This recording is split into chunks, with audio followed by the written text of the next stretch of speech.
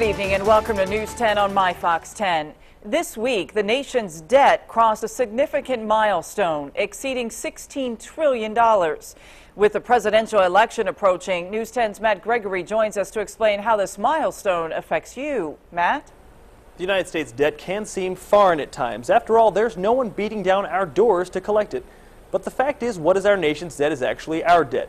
And the upcoming presidential election may decide how it affects you.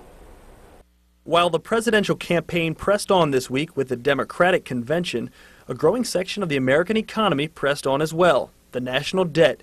This week, the nation's debt topped $16 trillion. To put it into perspective for you, if every American was responsible for an equal amount, it would be more than $50,000 per person. And if applied just to taxpayers, it would be over $140,000. And even as you watch this story, it's rising. What it means is that our politicians need to do something about the diverging lines on the chart between expenditures and revenues. So how did we get to this point? Kevin Christ from Rose-Hulman says that while government spending does add to the debt, the reason for the spike in recent years has had to do with something else. Revenues have fallen, which they always do during a recession, and they have fallen quite significantly. What Christ is saying is this: the government is taking in less revenue from taxes and fees, but the spending is on the same course as before.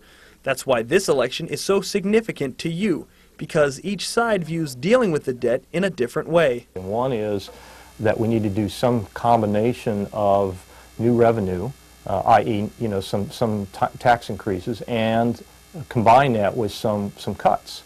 And you've got another view that says, no, we have to get there all with cuts. Those cuts will be to programs you use, but those taxes would be taxes you would pay, making Election Day effectively Debt Decision Day. Chris stressed that from his view, spikes in the debt are in cycles and run alongside with recessions. Back to you. Thank you, Matt. If you would like to see America's debt clock, visit our website, WTHI-TV.com.